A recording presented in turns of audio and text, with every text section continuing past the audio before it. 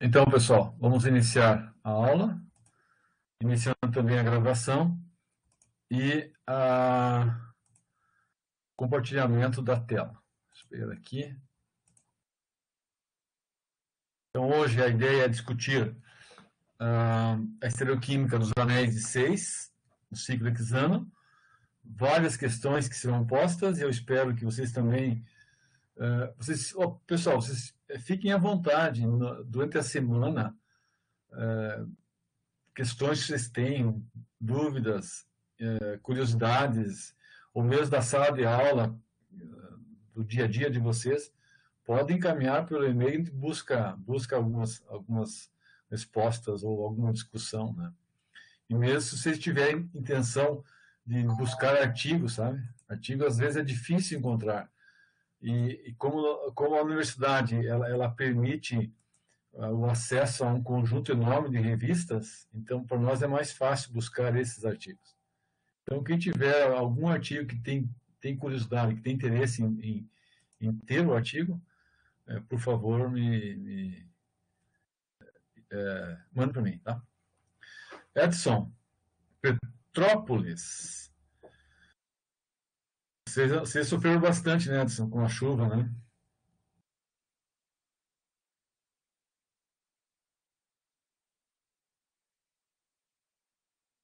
Certo, Edson?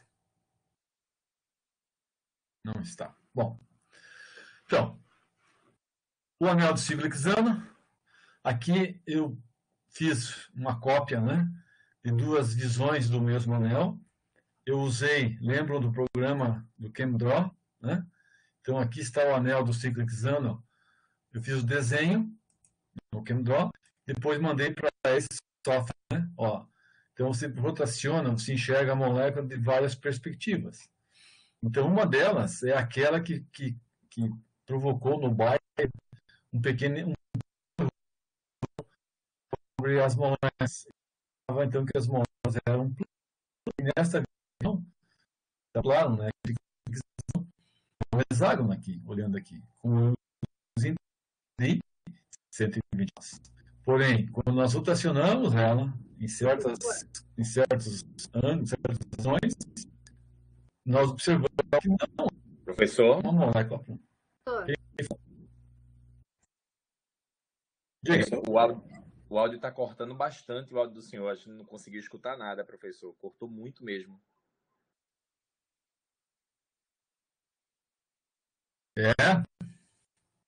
Foi todo esse início a gente não conseguiu escutar porque ficou cortando bastante. Ficou bem picado o áudio. Não deu para entender mesmo, professor. Saiu muito ruim.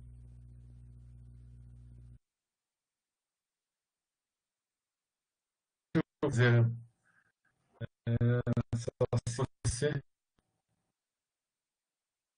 Até essa última fala do senhor não deu para entender, ficou cortando também. É.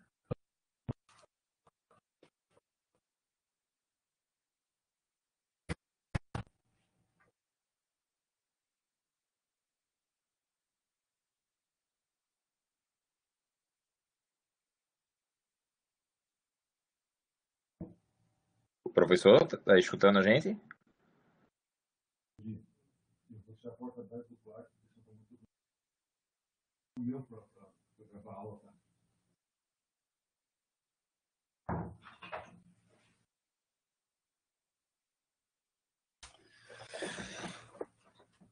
Bom, eu tentei mudar aqui uma posição do laptop para ver se nós temos uma melhora no som. Mas melhorou. Por essa sua última fala, melhorou. É? Uhum. Tá. Então, por favor, vocês me avisem, né? Se continua com problema de som. Então, eu estava dizendo aqui, né? Que eu usei aquele programa de desenho de estruturas para mostrar, né? O anel do ciclo hexano com várias perspectivas. Então, ele permite, né, que nós possamos olhar a molécula sobre vários ângulos. E o Bayer, quando fez a análise dele das tensões, ele imaginou a molécula como sendo essa aqui, né? Um hexágono. Porém, quando você tem uma outra visão da mesma estrutura, você enxerga que não é um hexágono, né? Ela é, na verdade, uma estrutura tridimensional com os arranjos perfeitos das ligações carbono-hidrogênio, carbono-carbono. Então, se nós marcarmos aqui átomos de referência, por exemplo, carbono 3 em amarelo, o hidrogênio do 3, né? O carbono 4 e o hidrogênio do carbono 4, que nós observamos. Oi? O que está aparecendo para a gente é o slide. O senhor está marcando no ChemDraw, é? Ah, é verdade. É verdade. Falei. É mais isso, né? Eu tenho que parar de compartilhar. Não. Eu tenho que parar de compartilhar e compartilhar isso aqui. Isso aqui. Isso. Agora sim, né? Pronto, agora sim. Agora sim. Tá, então olha aqui, né? Que eu estava mostrando que o ciclo hexano, quando você desenha ele dependendo da perspectiva, ele parece realmente ser um hexágono, né? Ó, com os ângulos de 60 graus, de 120 graus. Porém, quando você rotaciona ele em certos ângulos, tu enxerga que não é um hexágono, mas sim uma estrutura tridimensional. E esse foi, na verdade, o grande problema da análise do Bayer, né? Em que ele fez uma análise correta, atribuiu uma atenção, porém a redução do ângulo aqui, que ele assume que é 120 graus, este aumento de ângulo do ângulo tetraédrico para 120 não é correto, né? Então, o que é importante nesse caso aqui é que a estrutura tridimensional do ciclo hexano, ele é uma forma, olha aqui, uma forma cadeira clássica, né? Que nós conhecemos já de várias oportunidades nos cursos de graduação, né? Muito bem, então, agora vou parar de compartilhar esta, né? E compartilhar a tela original, que é esta aqui. Ok? Agora está certo, né? Tá sim. Isso. Então, o que nós vamos analisar hoje, né? Toda a parte do arranjo conformacional em 3 dimensões do ciclo hexano, derivados dele e as suas consequências, né? Por que isso é importante? Bom, porque permite que nós possamos compreender propriedades físicas dessas moléculas, a reatividade química desses compostos, né? E propriedades espectroscópicas. Por exemplo, tem análise de infravermelho, né? Tem análise de ultravioleta, você tem análise de RMN, carbono 13 e hidrogênio, né? Você tem análise de raio-x, né? Então, são informações, são técnicas que nos trazem informações das moléculas, das estruturas, né? E análise conformacional, olhando para o arranjo tridimensional, ela é importante porque, a partir dela, nós temos uma compreensão, né? Por que certas coisas são como são, né?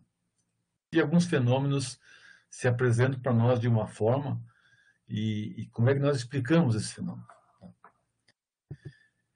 Então, no ciclo hexano, o que é sabido, né? Que ele tem uma forma especial, que é a forma cadeira, tá?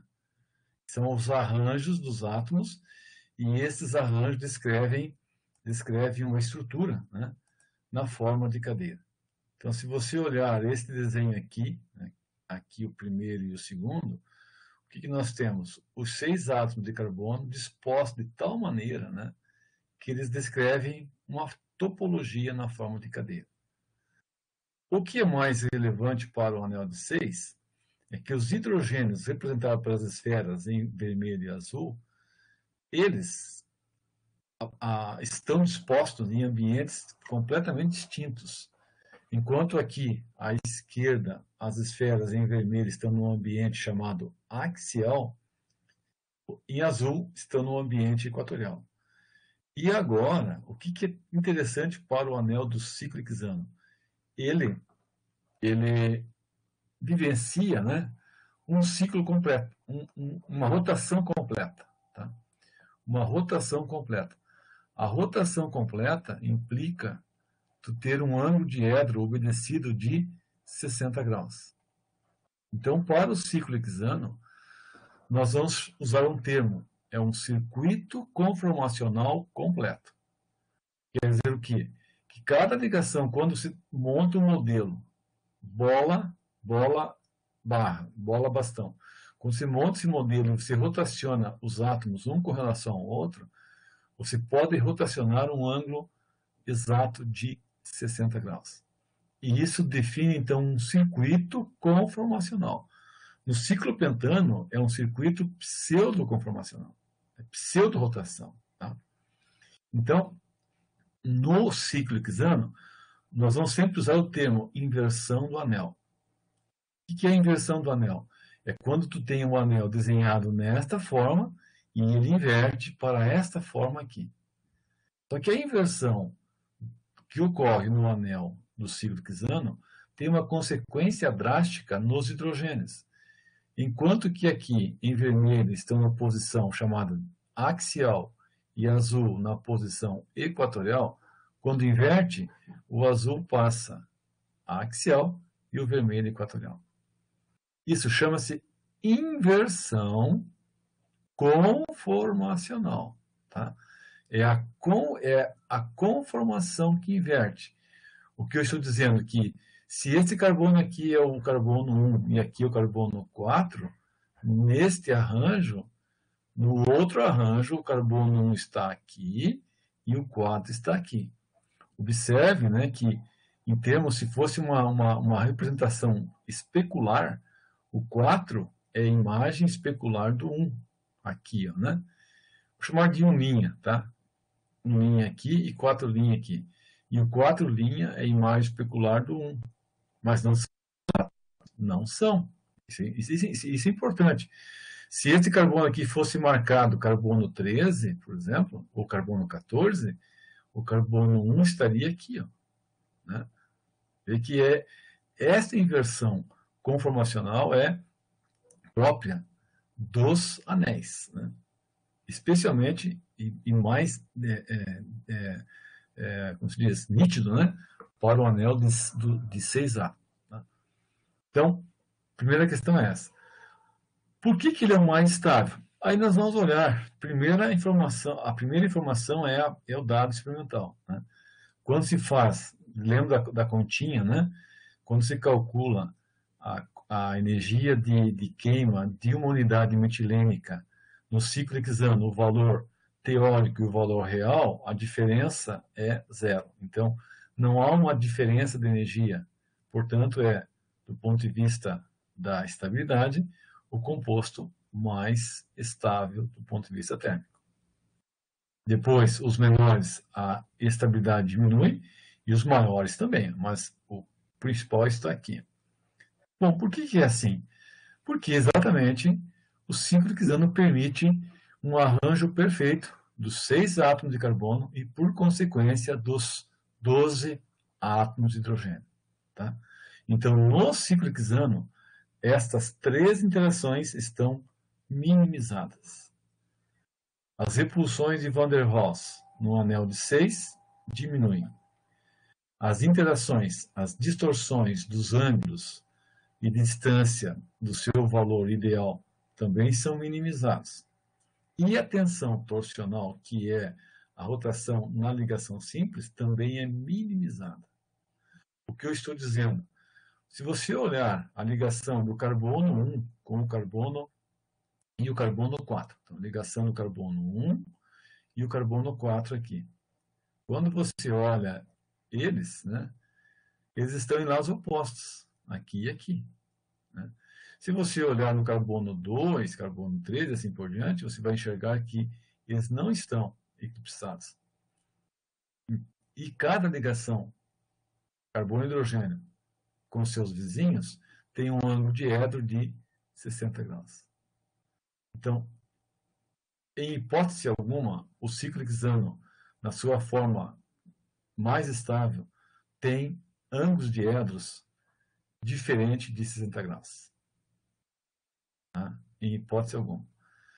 Então, é essa a razão do porquê que o ciclo hexano é o mais estável. Porque ele minimiza as 3 interações que dão origem às repulsões, sejam elas de Van der Waals, as distorções de ângulo e distância ou a tensão torsional. Tá? Então, isso é fundamental. Bom,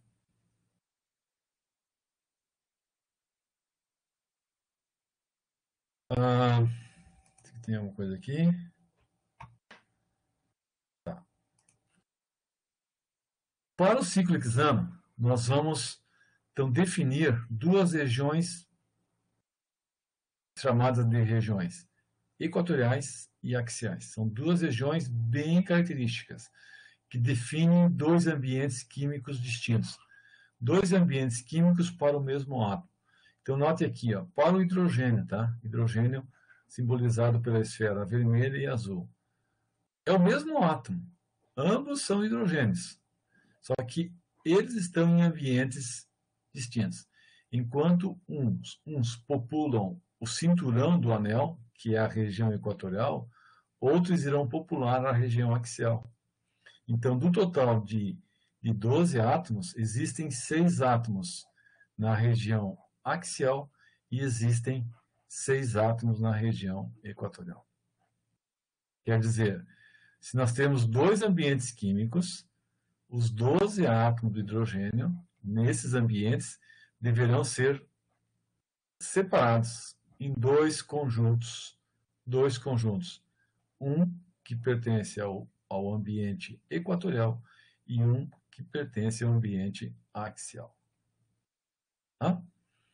E aí, a melhor técnica para a visualização dessas moléculas a partir do fenômeno, né, da inversão conformacional, a melhor técnica é a ressonância magnética de hidrogênio. Tá? Por quê? Porque nós queremos caracterizar, nós queremos enxergar, nós queremos analisar como que estão esses hidrogênios. Se eles são diferentes, ok, então, nós temos que encontrar uma técnica que permita avaliá-los. Então, a melhor técnica é a ressonância magnética nuclear de hidrogênio. Tá? Bom, em relação ao ciclo hexano, quando nós temos as diferentes visões de cima, lateral, né, o que nós enxergamos? Nós enxergamos numa visão do topo que exatamente tem uma perspectiva de um ciclo hexano, né, de um hexágono. E aí parece que o ângulo aqui, né, parece que esse ângulo é 120 graus. Mas é porque é uma perspectiva. Tá? Corretamente, olhando no modo lateral, o que nós enxergamos? Os átomos de carbonos, né? Carbono 1, carbono 2, carbono 3, carbono 4, carbono 5, carbono 6. Então, eles descrevem um arranjo que se assemelha a uma cadeira. Então, isto é uma conformação cadeira, C. Notem que os hidrogênios em branco, eles estão populando o cinturão equatorial. Em amarelo é a parte axial. Então, o axial sempre na vertical. E o equatorial sempre na horizontal. Então, serão 6 hidrogênios equatoriais. Notem que os hidrogênios equatoriais, eles não são frontais um com o outro. Tem uma espécie de um desvio para cima, para baixo, para cima, para baixo, para baixo, para cima. Então, você tem um ângulo aqui exatamente de 60 graus. E os axiais, 3 para cima e 3 para baixo. Tá? Mas eles, olha, que são axiais, mas a distância é 1,3. A distância é 1,3 dos hidrogênios axiais. Numa perspectiva agora, na projeção de Newman, então nós estamos olhando a projeção de Newman, nós estamos olhando através do carbono 2 aqui, ó, tá? Carbono 2. Então, o que nós enxergamos? Exatamente aqui, o carbono, por exemplo, vamos pegar aqui carbono 1, tá? Carbono 1, carbono 2. Para aí, deixa eu só atender lá, pai.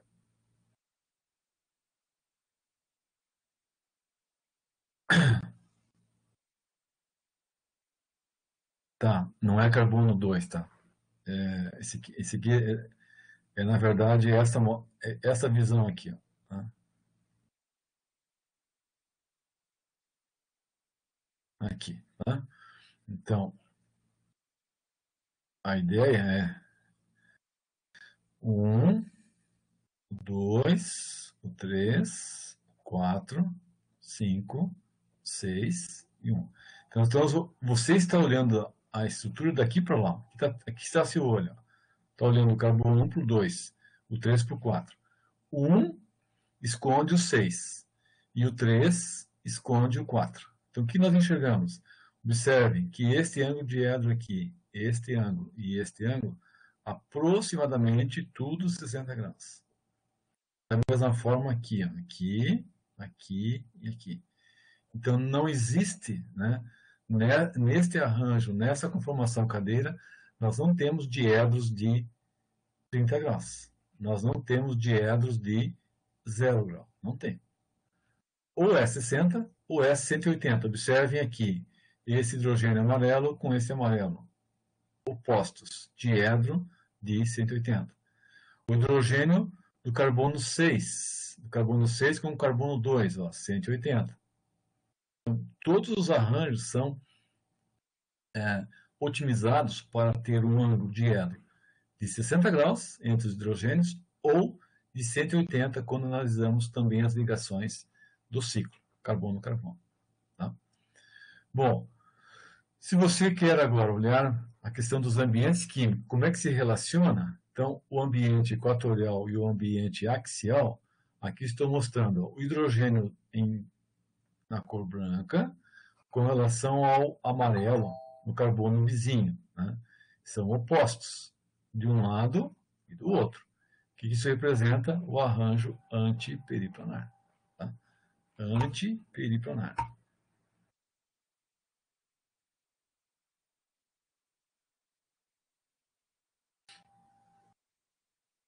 Ok? Então, sempre esta relação ela é direta, né? Ela é direta.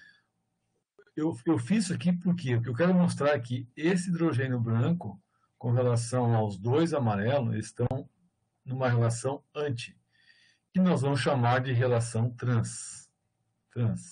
Tá? Trans. Então, carbono 1, carbono 2. Tu tem um axial e um equatorial, e um axial aqui, dois axial aqui. Essa relação é a relação trans. Tu tem agora esse hidrogênio aqui com este aqui, então esta relação aqui será cis. Tá? Será cis. Isso aqui é interessante por quê? Porque você pode, agora, a partir da conformação cadeira, né, transformar numa forma plana, como essa aqui de baixo, né, que é a projeção de Howard, e aí você vai mencionar aqui, ó, né, um hidrogênio para baixo e um para cima, ó, carbono, os carbonos vizinhos, ó, vizinhos, um para baixo e um para cima, para cima, para baixo, para baixo, para cima, para cima, para baixo, para cima. Então, tu tem sempre a relação vicinal do tipo trans, aqui, tá? Do tipo trans. Poderia ser cis, tá? Poderia ser cis.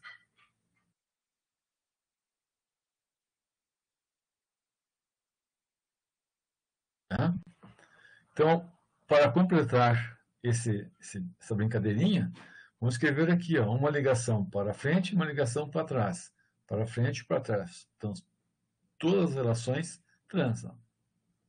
Então, esse é um composto que tem 6 substituintes e a relação é toda trans. Toda trans.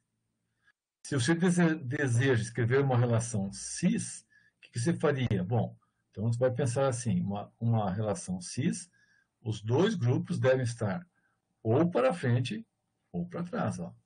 Então, tu põe uma esfera aqui e uma esfera aqui. Só que o que acontece? Na forma cadeira, quando a relação é trans, você tem certeza que os dois átomos ou eles estão na posição axial ou na posição equatorial. Os dois. Tá? Ou é axial, axial, ou é equatorial, equatorial. Como é que eu sei? Basta olhar aqui. Ó, basta olhar aqui. Ó, este hidrogênio aqui, amarelo, axial, e este aqui, axial. Então, trans. Mas quando você inverte a conformação, tudo que está axial passa a equatorial. Então, agora, esse hidrogênio aqui e este, que estão nas posições equatoriais, também são trans. Tá? Enquanto que agora o cis, que seria este caso aqui, ó, o cis é sempre a combinação A e. Então, sempre tem que combinar o arranjo axial com equatorial. Tá? Isso é uma consequência das posições, né, que os átomos podem ocupar, tanto axial quanto equatorial. Bom, no anel de 6, nós vamos usar um termo que é muito comum para explicar a estabilidade desses compostos, que é a interação 1,3 diaxial. Qual é a origem dela? A maior contribuição é o impedimento estérico, steric crowding, né? É o aumento do volume do substituinte interagindo com os átomos remanescentes nas posições sempre axiais. Ó. Por isso que é por isso que é diaxial, 1,3. Por que 1,3? Porque aqui é o carbono 1 de referência e aqui o carbono 3. Lá do outro lado, esse hidrogênio aqui também está na posição 3. Tá?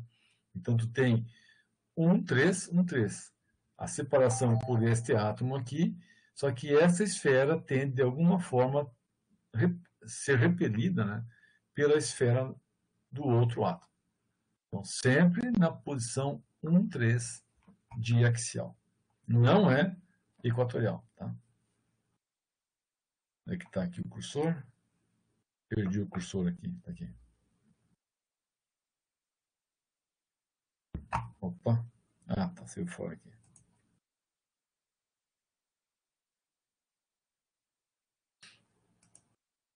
Ok? Então, as repulsões 1,3 diaxiais, elas têm relação direta com o raio dos substituintes, né? Que é a repulsão de Prelon ou de Van der Waals. Tá? Van der Waals. Então, vocês vão usar bastante esse termo aqui, né? Ah, por que um é mais estável que o outro? Você vai sempre usar essa argumentação. Numa certa orientação, tu tem as esferas se tocando. Veja que se você olha pela parte superior, também tu pode olhar pela parte inferior. Tá? Então, aqui, tu tem a metila, metilciclixano. Observe, na parte superior, eu vou chamar de face beta, tu tem a metila e 2 hidrogênios. Notem, 1,3, 1,3. Por isso que a repulsão é 1,3 diaxial. Mas na parte inferior, olha aqui, ó, tu tem um hidrogênio aqui e um aqui. Então é claro, né, que as esferas de 2 hidrogênios, os volumes aqui não se tocam, mas quando tu tem a metila, se toca. Né? Ok? Então a preferência de um grupo metila não é pela posição axial, mas sim pela posição equatorial. Então, nesta forma, fica mais instável. Tá? Então, na face beta, tu tem os 3 átomos. Os dois átomos, os 2 hidrogênios e a metila. E na face inferior, os 3 átomos de hidrogênio. Bom, o metilciclixano, quando nós olhamos do ponto de vista conformacional, então ele pode ter um arranjo com o grupo axial e um outro arranjo com o grupo equatorial. Qual é a diferença? Que agora a metila ela está, digamos, posicionada aqui, ó, né? Ela descreve mais ou menos um cone de revolução, de revolução. Então é um grupo que vai rotacionar o seu eixo de rotação neste cone imaginário aqui, né? E os hidrogênios da posição 3 aqui, da posição 3 aqui, eles têm uma repulsão. Então, essa repulsão é que causa, né, a instabilidade do metilciclohexano na forma axial. E a diferença da estabilidade é de 1,7 quilocalorias por mol. Por quê? Porque agora na forma equatorial, aqui está o grupo, né, posicionado no modo equatorial. Então, vocês percebem, né, que a ligação aqui ela não está mais paralela aos hidrogênios que estão posicionados, né, na direção axial, né? Então, aqui tem um hidrogênio, tem um outro. Mas aí eles, com relação a essa ligação, tu tem um diedro de 60 graus. Agora, na parte superior, tu tem os 3 hidrogênios. Ok. Na parte inferior, né, tu tem hidrogênio e mais este aqui, ó. Olha só. E mais este. Então, quando se faz o equilíbrio entre o rotâmero axial e o rotâmero equatorial, o que vai acontecer? No axial, você deixa o grupo na posição axial. Ele tem a repulsão metil com 2 hidrogênios, H1, o H3 e o H3'. Nesta condição aqui do isômero equatorial, as repulsões são sempre entre os 3 hidrogênios, tanto na face beta quanto na face alfa.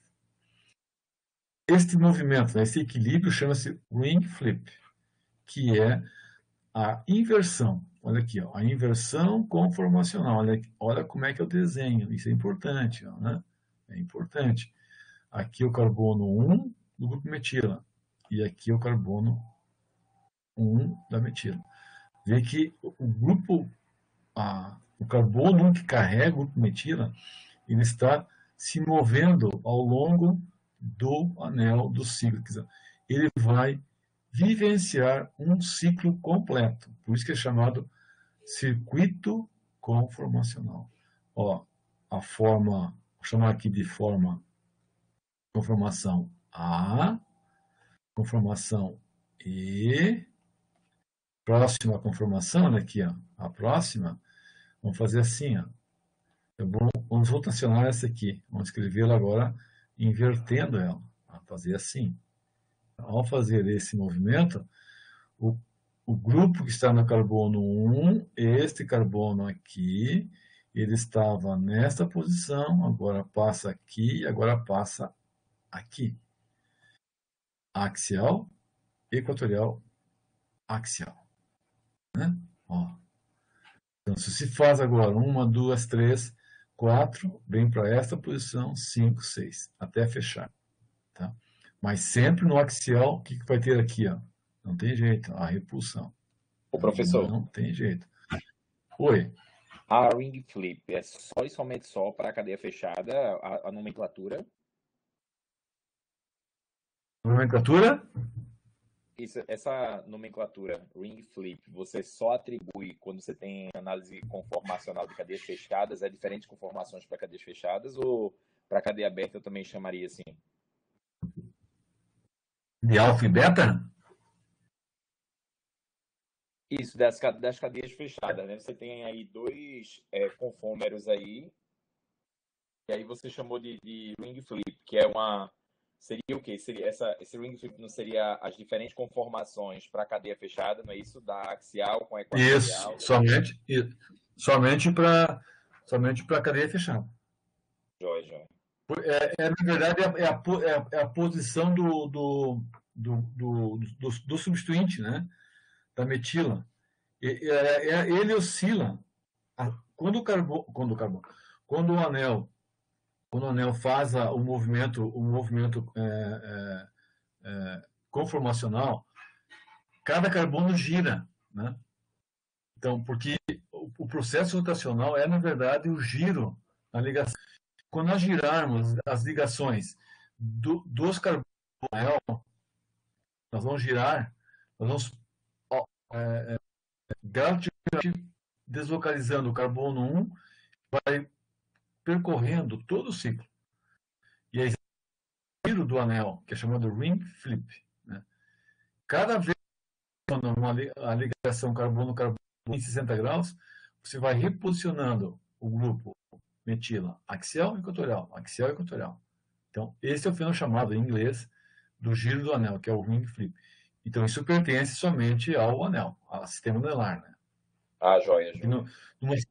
Numa molécula aberta, você não tem como caracterizar isso, né? Tá? E daí, pessoal, olha aqui, ó, né? Como é que quantificamos quanto tem de um confômero e de outro?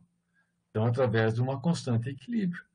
Você tem que medir quanto tem do axial, quanto tem do equatorial. Quanto que tem? A quantidade indica quem predomina, quem é majoritário, quem é mais estável.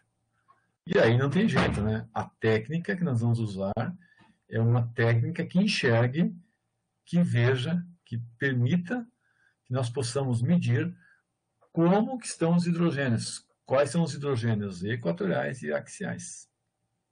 Tá? Então, é a técnica da ressonância magnética nuclear de hidrogênio. Tá? Então, aqui é mostrado como é que aparece, né, os espectros. Um espectro de ressonância magnética, aqui, ó, né? Aqui é um espectro de RMN de um ciclo hexano D11. Olha só, D11 é deutério. Tá? Então, é um composto que tem 11 deutérios e apenas um átomo de hidrogênio aqui, ó, um único átomo. Nós estamos olhando o espectro ressonância magnética nuclear do hidrogênio e não do deutério.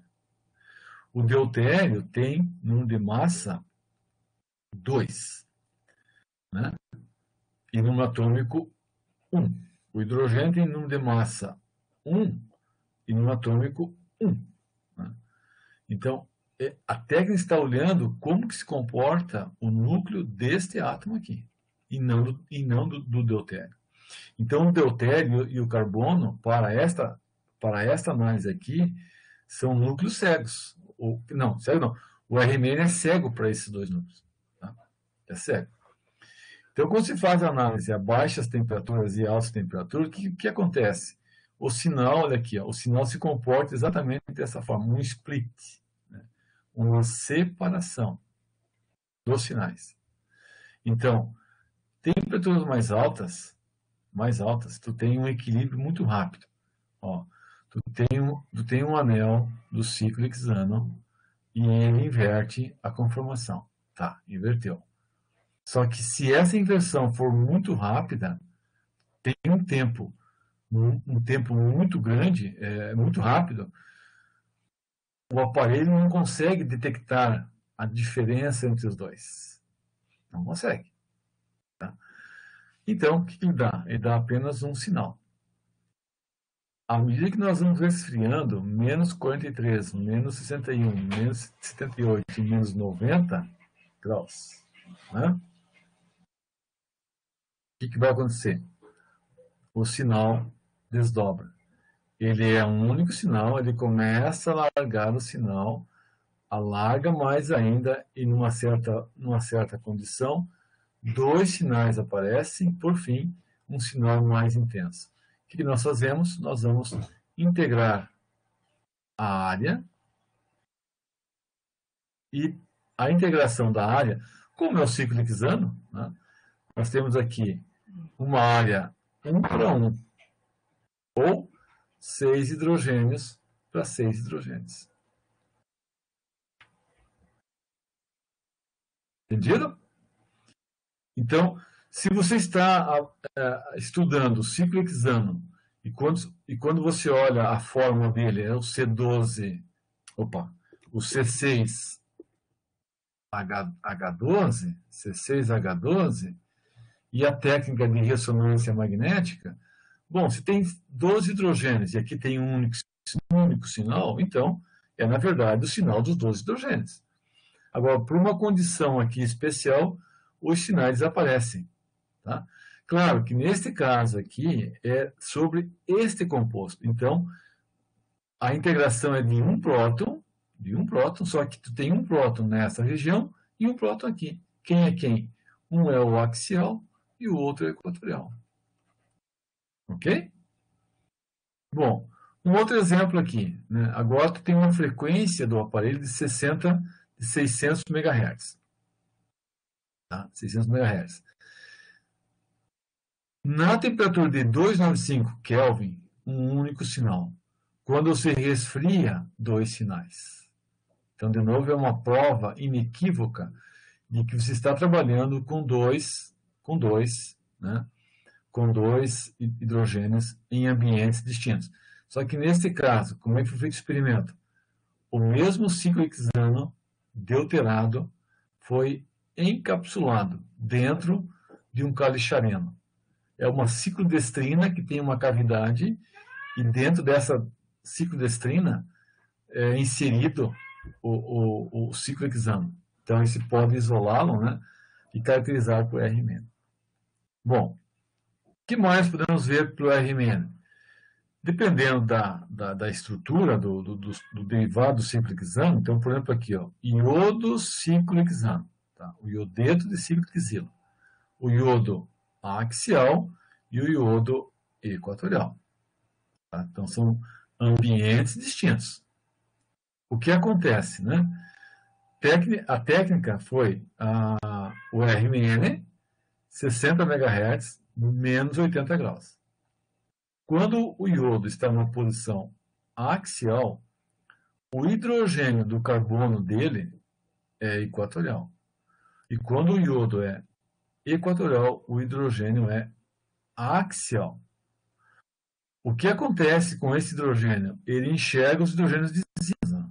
Né? Ele enxerga. E o hidrogênio aqui está enxergando 2 à esquerda e 2 lá atrás. E este aqui também.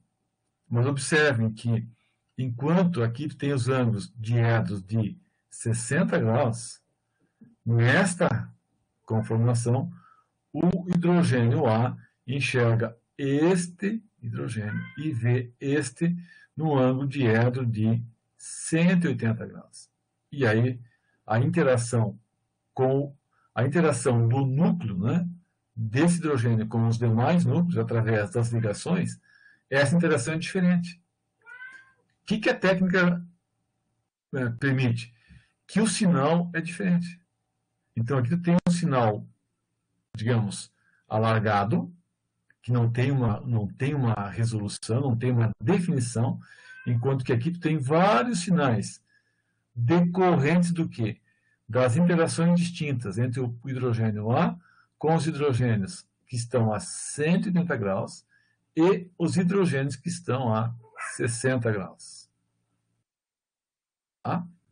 Então, essa é uma característica importante, né, desses sistemas de ciclo hexano substituídos, que se pode enxergar e tentar caracterizar como que aparecem, né, os hidrogênios equatoriais e axiais.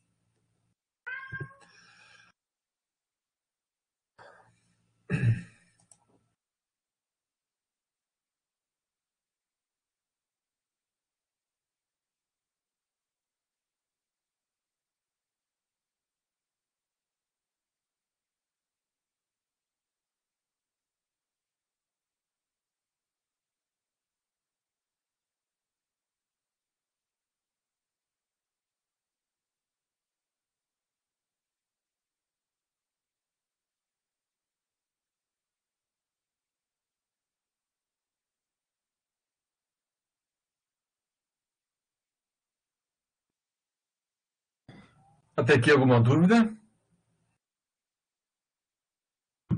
Não, professor, tudo tranquilo. Tá. Próximos exemplos. Da análise de RMN, o que nós conhecemos, né, em termos de dados espectroscópicos. Os hidrogênios axiais, aqui, por exemplo, mostrado, né, axial, e aqui os hidrogênios equatoriais. Qual é a constante de acoplamento? O que é a constante de acoplamento? O que acontece é assim, ó, na técnica de RMN, nós temos um campo magnético que é gerado, né, pelo magneto do equipamento. Se aplica uma radiofrequência na amostra, com certo valor de frequência, e quando as frequências elas coincidem, os núcleos eles entram em ressonância, e essa ressonância é que gera o sinal, né? Então, por exemplo, um hidrogênio isolado, ele dá um único sinal, tá? Um único sinal, porque ele é único. Mas esse hidrogênio isolado, ele tem um spin, ele tem uma magnetização, ele tem um spin magnético, né? Então, ele se comporta como sendo um peãozinho, ele tem uma rotação, um spin magnético, num sentido e no outro. O que o campo magnético irá fazer? Reconhecer essas orientações. E dependendo de como está orientado espacialmente os átomos, os núcleos de hidrogênio, a interação é forte ou é fraca. E nós vamos observar essa interação mais forte, mais fraca, pela constante de acoplamento. Daí é importante assim, né? A constante de acoplamento, ela se dá através, aqui neste caso, das ligações. Olha só, tem uma ligação aqui e uma ligação aqui, ó. Então, o núcleo dos hidrogênios, o spin magnético desse núcleo aqui, reconhece o spin magnético dos elétrons de ligação. Carbono, hidrogênio, carbono, carbono e carbono, hidrogênio. Então, é uma magnetização que se dá através das ligações. É uma das formas, tá? E esta interação e esta magnetização, ela pode ser muito intensa ou muito fraca. Quando ela é intensa, por exemplo, aqui nesse caso, tem um J, que se chama J, que é a constante de acoplamento. Então, quanto maior essa magnetização, a interação do núcleo de hidrogênio magnetizando os elétrons, que por sua vez interagem entre si, e o efeito se transmite através de todas as ligações. Então, este núcleo aqui irá perceber a magnetização deste núcleo através dos elétrons de ligação. E aí tu tem um valor de J. Então, no arranjo anti, o J é maior, de 10 a 10 Hz.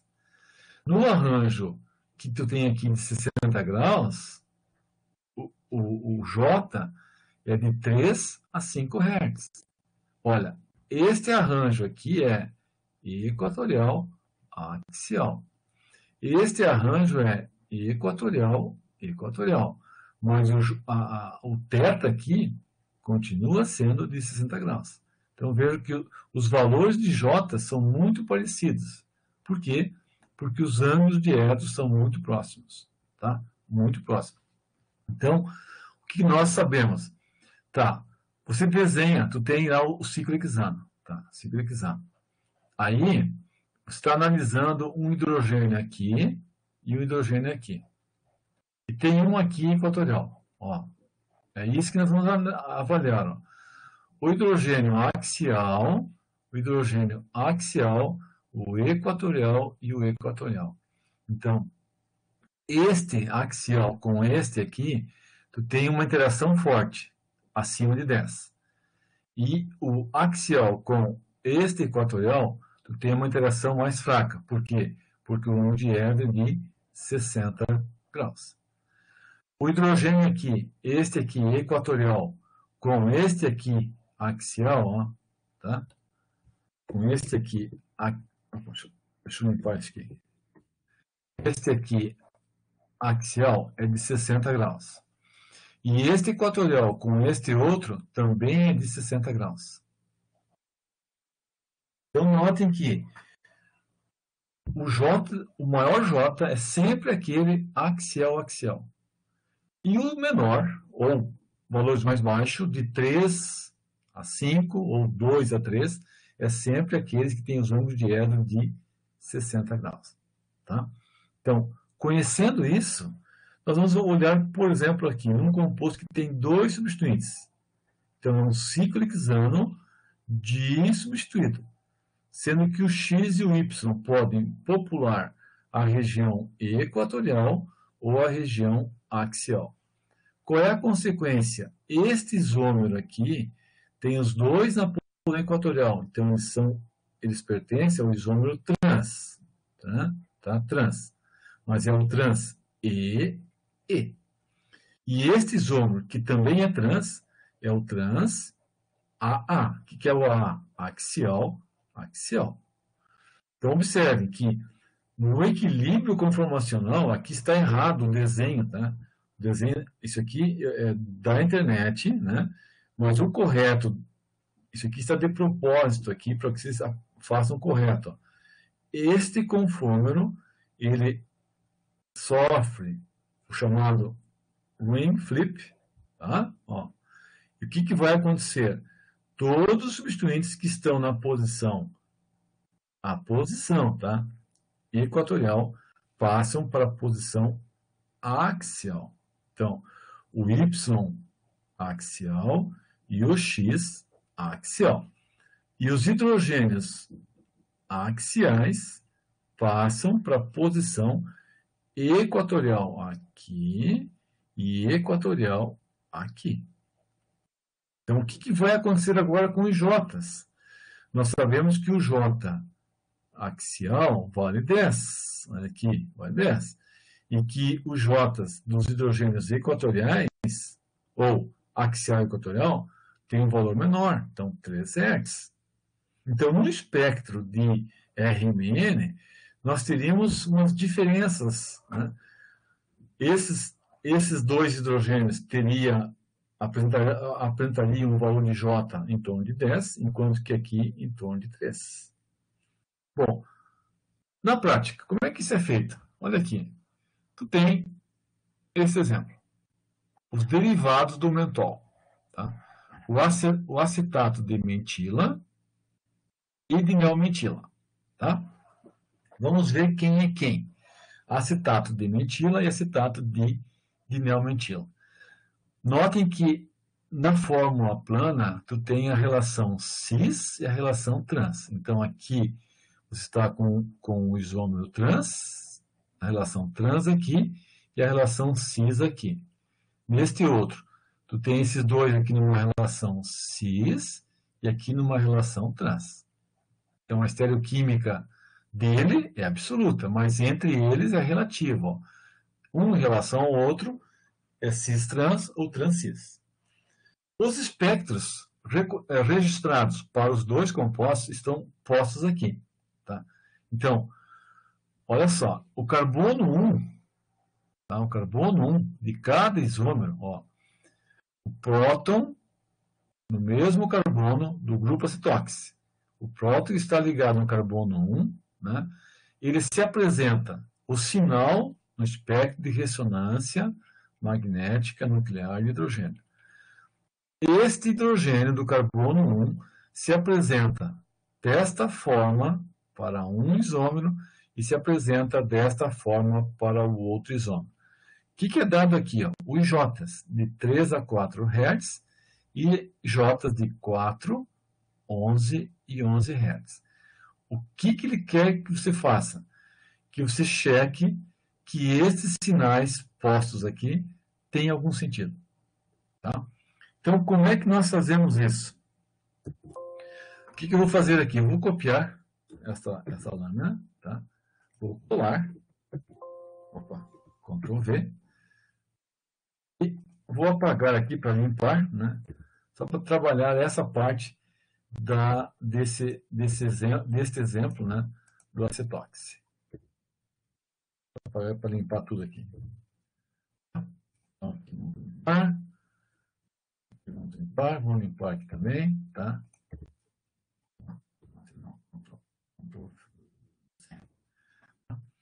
Então, aqui, pegamos o primeiro. O que tem que fazer? Esta visão aqui é plana. Então, os dois grupos estão cis, para cima, olha aqui, ó, voltados para o observador. Então, quando você desenhar o anel de 6 na forma cadeira, por favor, observe isso. Esses dois grupos para cima. Então, vamos supor, ó, para cima. Vamos imaginar que você escolheu essa posição aqui, tá? Ó, para cima tem um CH3. Aqui nós não estamos discutindo se é mais estável ou menos estável, tá? Não é isso. Tem um CH3 aqui. Aí, carbono 1, carbono 2, carbono 3, carbono 4, carbono 5, carbono 6. Então, aqui é a posição. Opa! Aqui é a posição 5, tá? É a posição 6 e a posição 1. Posição 1. Então, agora, o acetox, ó, ele está do mesmo lado, olha aqui, ó, do mesmo lado da metila. Então, ele é cis, ó. Aqui ele é cis. No carbono 2 tem a isopropila, mas é trans. Então, trans é para baixo. Então, aqui está o grupo isopropila. Hidrogênio, hidrogênio, hidrogênio.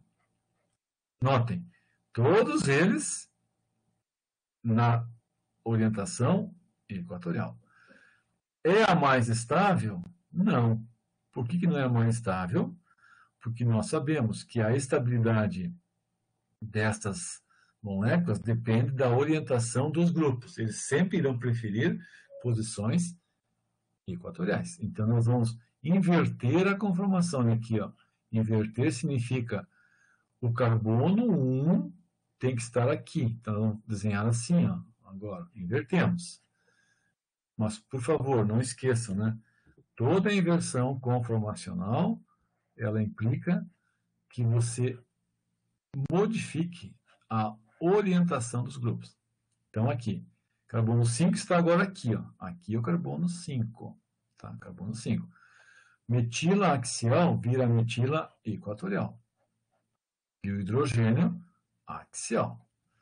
Carbono 1, aqui, carbono 1, o acetox axial passa para a posição equatorial. E o hidrogênio, por sua vez, olha aqui, né, vai ficar assim. Tá bem? E agora, o hidrogênio no carbono 2, aqui, isopropila está axial, passa para a posição equatorial e o hidrogênio axial. Tá? Então, o que ele está dizendo para nós? É o carbono 1 que ele quer que avalie. 1. Mas observe aqui, ó, nesse carbono 6 tem um hidrogênio para cima e um hidrogênio equatorial aqui.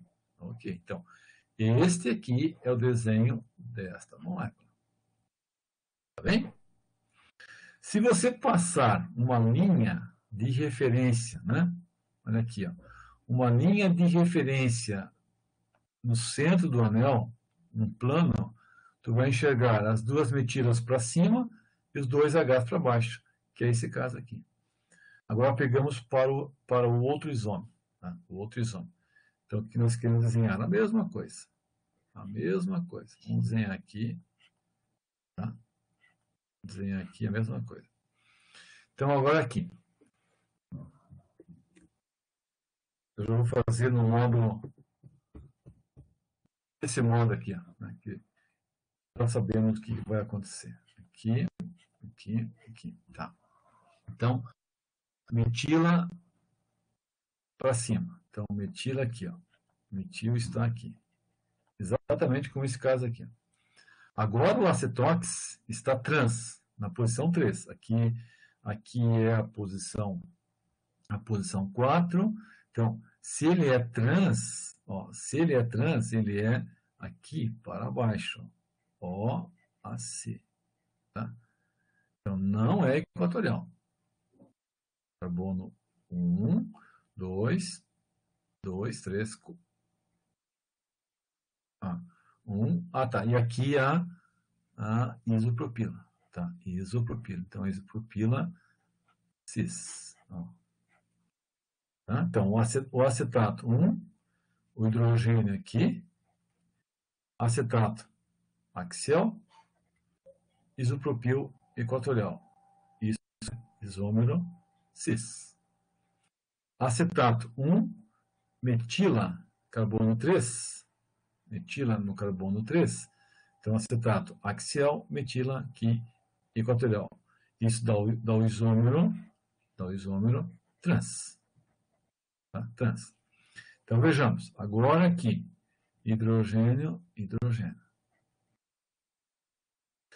Então, se você sabe que o J trans, ó, J trans, ou, melhor ainda, mais J AA é maior que o J EA, ó, maior, vai dizer assim, ó, para este caso aqui, o hidrogênio 1, hidrogênio 2, hidrogênio 3, hidrogênio 4. O hidrogênio 1, ele enxerga o 2 e ele enxerga o 3 numa relação AA. Mas ele enxerga o hidrogênio 4 numa relação equatorial. Quem é maior? É o JA. Então, o sinal do núcleo de hidrogênio 1 no ambiente isolado é um sinal só. Quando ele está ligado ao carbono do ciclo hexano, ele enxerga o carbono 2 e ele enxerga o carbono 6 com dois hidrogênios axiais, o 2 e o 3. Então, o sinal é desdobrado em um sinal e desdobrado em mais um outro sinal. Tá? Então, ele é desdobrado em 3 sinais, que é o chamado tripleto. Um tripleto. Quanto que vale isso aqui? Ó? Isso aqui exatamente vale o J, que é próximo a 10 Hz. Próximo a 10 Hz. Então, se você mede a posição do sinal, embaixo aqui, em ppm, que transforma em Hz, tu vai ter 10 Hz. E cada sinalzinho agora, aqui hidrogênio, ó, hidrogênio 1, que enxerga o hidrogênio 2, que enxerga o hidrogênio 3. Agora, cada hidrogênio 3 enxerga, ó, o 1 enxerga o 2 e o 3, só que o 1 também enxerga o 4. Então, cada sinalzinho do hidrogênio 1 agora também é desdobrado pelo sinal do hidrogênio 4. Só que o hidrogênio 4, a interação é mais fraca, é equatorial. Tá? E ela é menor. Então, o que significa menor? O espaçamento do sinal é menor. E essa interação aqui vale em torno de 3 a 4 Hz. Tá? 3 a 4 Hz. Então, tu tem aqui, na linha de base, um sinal, mais um outro sinal, e mais um outro sinal. Isso aqui deu o quê? Esse aqui. Ó. Tá? Agora veja o que acontece se for para este exemplo aqui. Tu tem hidrogênio 1. Tá? Ele enxerga o 2 aqui. E ele enxerga o 3 aqui.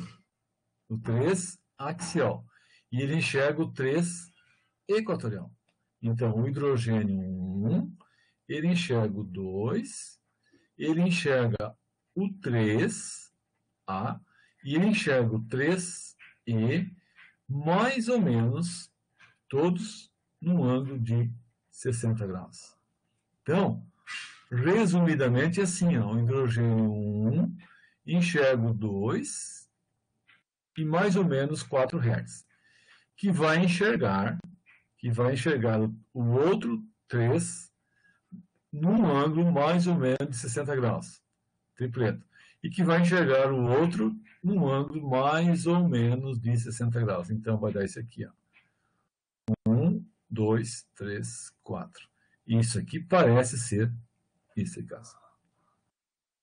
Ah? Então, a técnica ela é fantástica. Por quê? Porque exatamente ela Claro, nós temos que ter sorte de ter uma molécula, de ter um espectro bem resolvido, né? De ter uma análise bem feita. E quando isso acontece, você consegue matar, você consegue atribuir corretamente todos os sinais.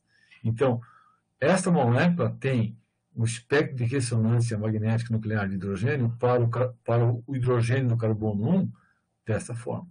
Opa! Não é dessa forma. Né? Aqui não é essa aqui. É essa aqui. Ó. E aqui, só para nós fecharmos, antes de fazer um intervalinho, quando eu faço esse diagrama, parece aqui um triângulo de Pascal, né? O que acontece é assim, ó, o núcleo isolado de um átomo, ele tem um momento magnético, né? Ele gira de um lado e gira do outro. Ok. Quando tu tem um hidrogênio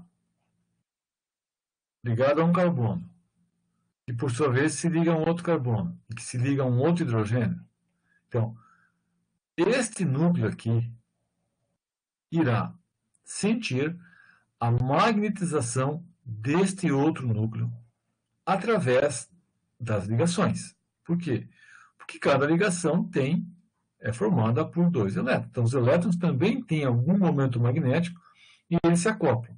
Quanto maior é o acoplamento, quanto maior a interação do momento magnético dos núcleos com os pares de elétrons das ligações, maior é o valor de J.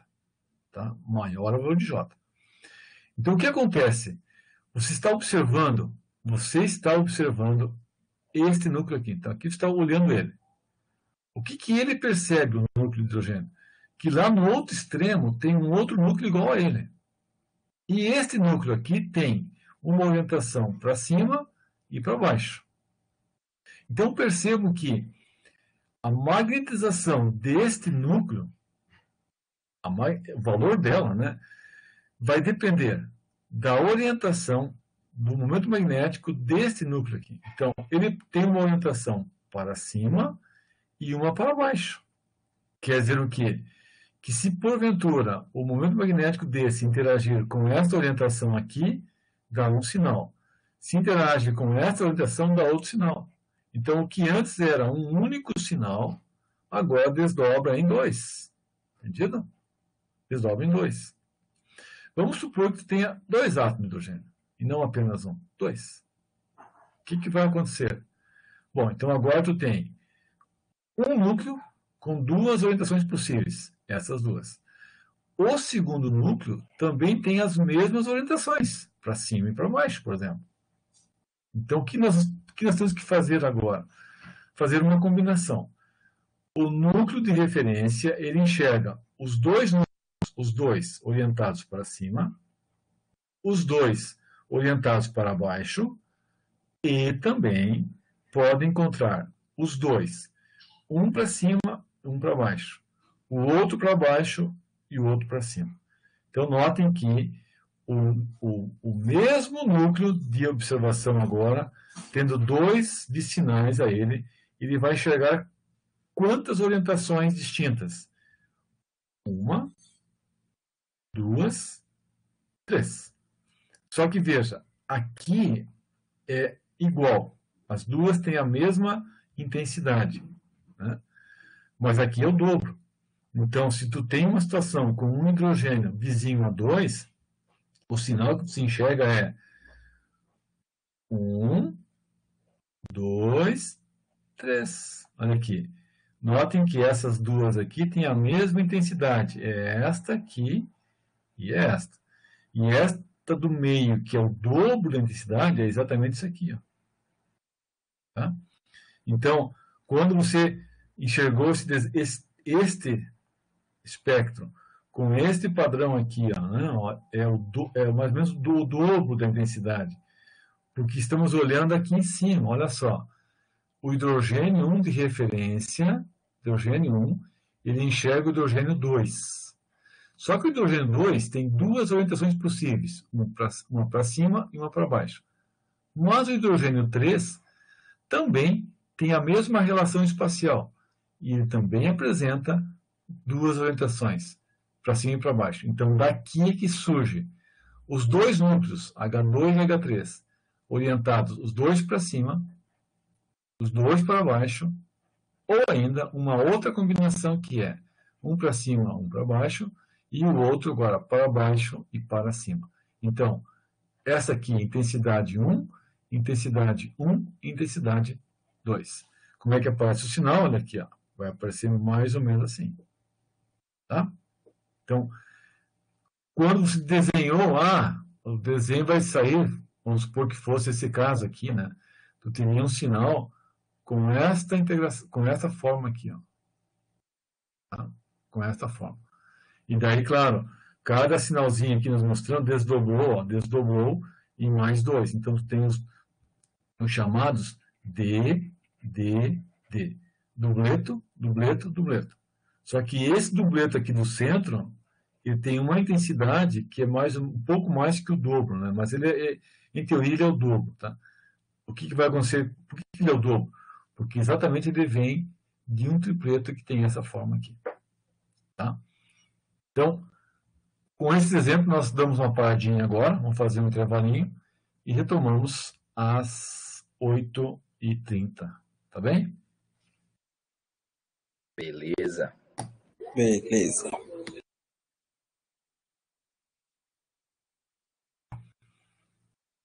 Vamos parar aqui de compartilhar e também parar a gravação. Apareceu uns miados de gato, nós temos um gato em casa e às vezes ele reclama um pouquinho. O professor, lembre de parar a gravação aí. Iniciando a gravação novamente e compartilhando a nosso arquivo aqui.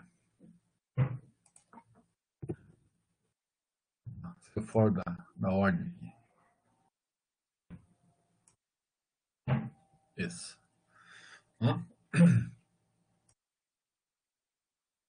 Bom, para o ciclo hexano,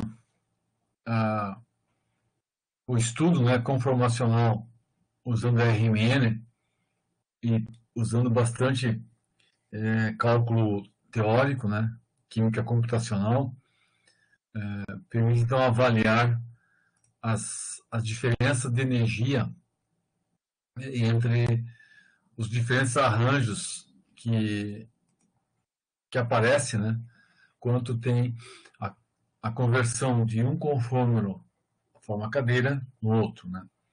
Então aqui é desenhado o perfil da energia torsional, as barreiras de energia, as diferenças entre elas e os nomes, né? Então os dois extremos do ciclo hexano é a cadeira 1 e a cadeira 2, né? E aí é importante observar como que é o desenho da cadeira 1 e da cadeira 2. De novo, aqui tem tem uma coisa que é destacada. Se você tem como referência, vamos supor, este átomo de carbono aqui, nesta conformação, nesse desenho aqui, o carbono 1 está posto aqui, ó, tá? Então isso é importante. Então, é importante treinar, né, o desenho, como desenhar uma forma cadeira e interconversão de uma na outra, tá? De uma na outra. Então, muitas vezes, nós temos dificuldade em desenhar isso aqui, né? Então, não tem jeito, é treino, treino, treino. Então, a cadeira 1, ela tem a primeira forma que nós temos para converter a cadeira 1 em cadeira 2, é a chamada meia cadeira, que é a parte mais instável, né, desse ciclo conformacional. A meia cadeira separa da cadeira em torno de 10 quilocalorias. E depois, no perfil conformacional, as rotações que acontecem passam pelas conformações barco torcido e barco.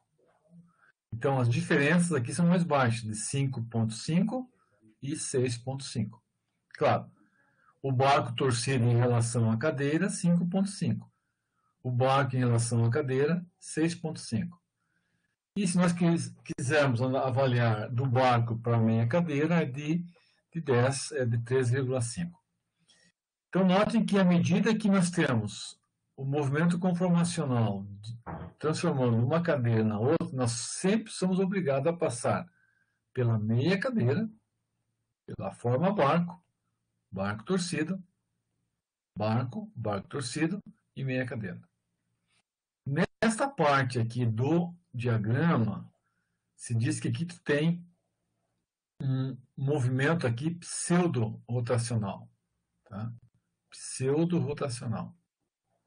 Isso quer dizer que, rigorosamente, as rotações através das ligações carbono-carbono, elas não atingem o valor de 60 graus. Né? Então, são rotações cujo ângulo de rotação está abaixo de 60 graus. Mas, de qualquer modo, né, elas são mais instáveis, né, são conformações mais instáveis do que a forma cadeira. E mais estáveis do que a meia cadeira. Tá? Então, o que é a meia cadeira? Se você olha o ciclo hexano, né, projeta ele e desenha a cadeira correta, o que é essa meia cadeira? É você imaginar que dos 6 átomos de carbono, 5 deles estarão no mesmo plano. Então, nós vamos, por exemplo, aqui, modificar um pouquinho. Este carbono aqui, 1, e os demais carbonos, 2, 3, 4, 5, 6. Então, os 5 átomos de carbono, nós vamos colocá-los no mesmo plano. O que significa isso? Significa instabilizar a estrutura, ou aumentar as repulsões. Opa, que deu aqui? Ah, não. Ó.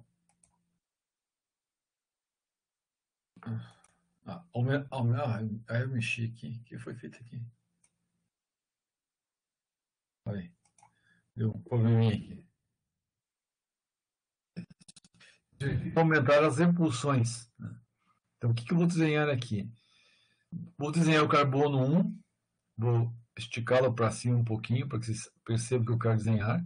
E agora os demais carbonos, eu vou tentar desenhar de tal forma que eles estarão no mesmo plano. Tá? No mesmo plano. Então, carbono 1, carbono 2, carbono 3, carbono 4, sobrou um carbono aí, peraí. Carbono 4, deixa eu apagar aqui um carbono. Tá?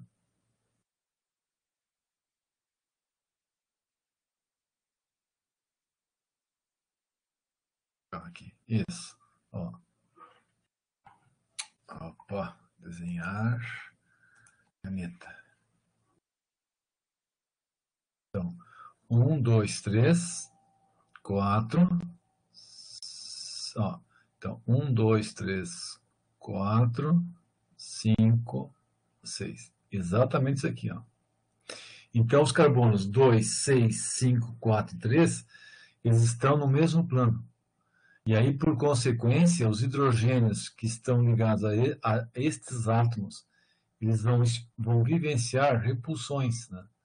Exatamente aquelas repulsões que nós não desejamos.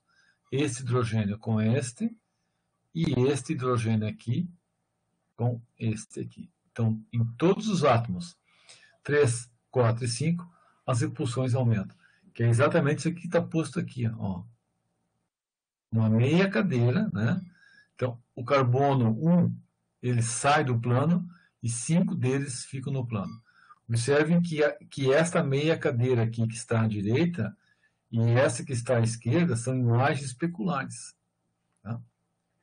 E a forma barco é uma tentativa, né, que a molécula encontra de fugir das repulsões. Né? Então, imagine um barco, né? Imagine um barco.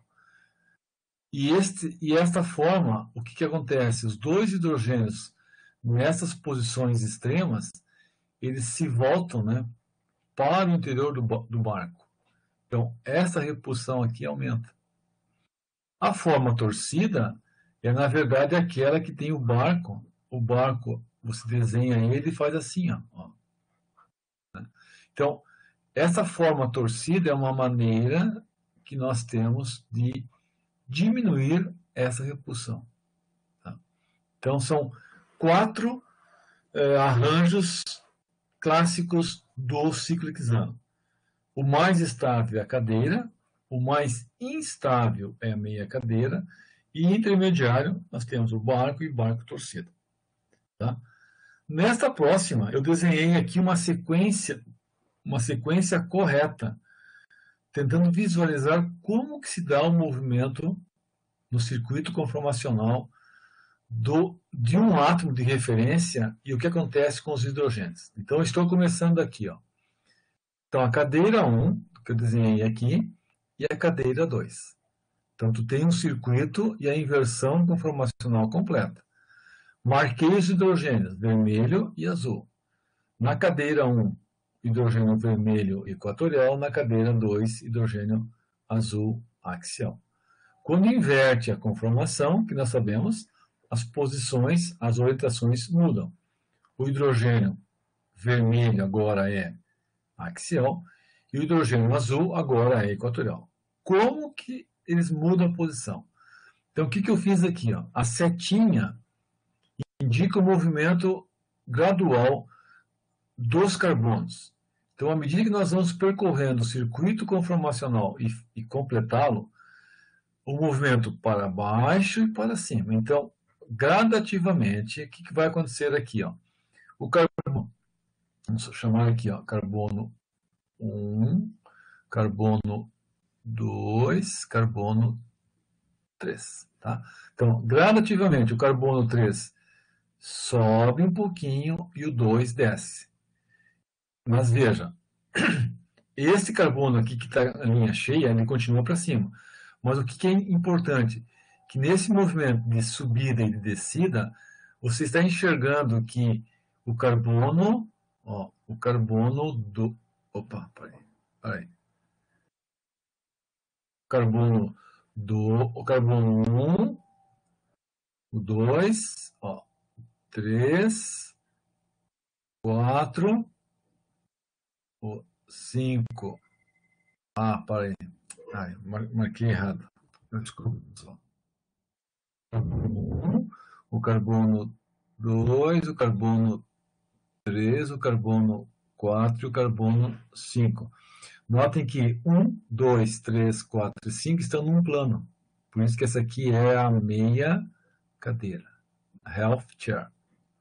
Agora, o carbono 2 desce, olha só, o carbono 2 desce um pouco, o carbono 3 sobe.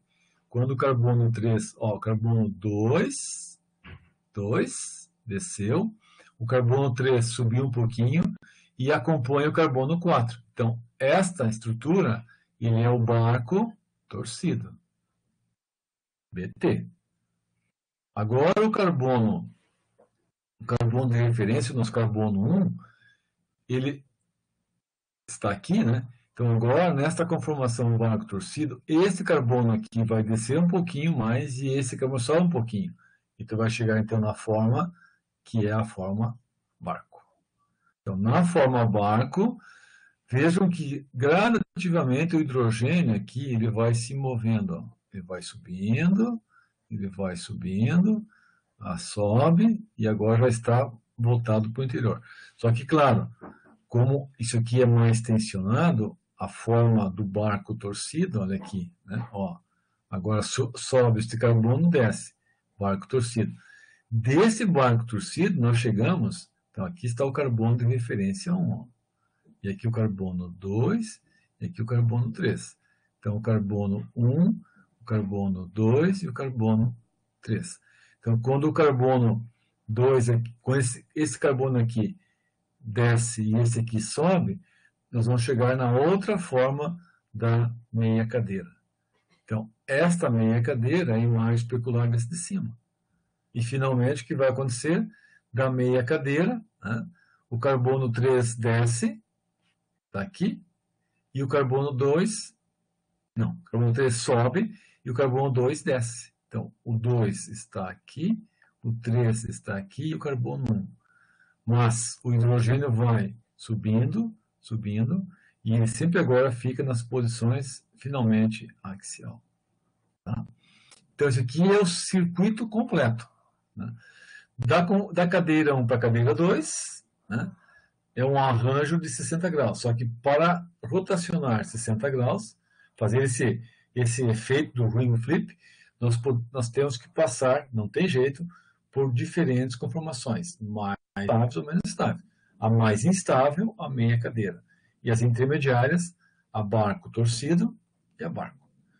Então, as moléculas, muitas delas podem, a maioria delas, né, é sempre na forma cadeira, e existem algumas moléculas que podem ter o barco ou o barco torcido como preferência conformacional. Tá?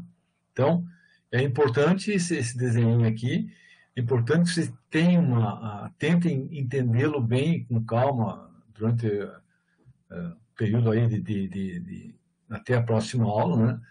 Compreender bem como que se dá a transformação de uma cadeira na outra. Quem tem o modelo de pau e bola, é interessante montar, né? Mas, de qualquer modo, sempre pensar assim, ó, tu tem um desenho de uma conformação cadeira. Tá? Assim. Tu tem dúvidas, receios de desenhar corretamente, pensa numa linha, né? Uma página de um caderno. Tá? Uma página de um caderno. As linhas lá. Então, o que tu faz? Olha aqui, ó. Tu pode imaginar o seguinte, ó. Trace uma linha aqui e uma outra linha aqui, ó, na diagonal, mas paralela. E aí tu vai fazer esse movimento aqui, ó, este e este. Entendeu? Né? Tu quer desenhar o outro? Desenha assim, ó, aqui e desenha aqui, por exemplo. Tá? Aqui. Aí tu vai puxar uma linha mais ao centro e une essa aqui. E essa aqui, aqui, ó. Então, tu vai brincando, vai treinando. Isso é importante. E sempre lembrar, né? Um carbono de referência, esse aqui. Como é que é o equilíbrio conformacional? É desta forma aqui, ó. Posicionar o carbono assim. Então, assim é corretamente desenhado. Porque se um substituinte A está equatorial e um B axial, nesta outra conformação inverte. Quem é agora o equatorial? É o B. Quem é o axial? É o A. Daí quem é mais estável? Bom, aí tu tem que avaliar qual é o raio do A e o raio do B. Desta avaliação é importante porque você vai confrontar, né, as repulsões 1, 3 de axial. Tá? De axial. Ok? Bom, então aqui, como exemplo, ó, eu estou comparando o ciclo pentano e o ciclo hexano. Questão da reatividade. Tu tem aqui um grupo Y, um grupo de saída. Então imagine assim, ó. Tu tem o ciclo, o brometo de ciclo propila. E você tem o brometo de ciclo hexila. Tá? Brometo de ciclo hexila. E você faz uma reação de solvólise. Então você vai medir a constante de reação do 5 e a constante de reação do 6. O que acontece, né? O que nós temos? Que o K5 é sempre maior do que o K6. Por quê? Por esta razão que está posta aqui. Enquanto que no ciclo hexano tu tem um arranjo definido com ângulos diédros de 60 graus, então, entre o hidrogênio e o grupo que sai, tem um diedro de 60 graus. No anel de 6. No anel de 5, este ângulo diedro aqui é menor do que 60 graus. Então, tu tem uma repulsão natural no anel de 5 e você não tem a mesma repulsão, a mesma intensidade no anel de 6. Então, quando o Y sai, a tensão estérica diminui. Então, o 5 é mais reativo pelo efeito que nós chamamos de aceleração estérica. Então, ao sair, né, a aceleração estérica, ao sair, aquela tensão oriunda do anel deixe de existir. E aí é mais reativo. Bom, agora eu vou voltar, né, a aquilo que nós tínhamos comentado na aula passada sobre o DNA, né, e o RNA.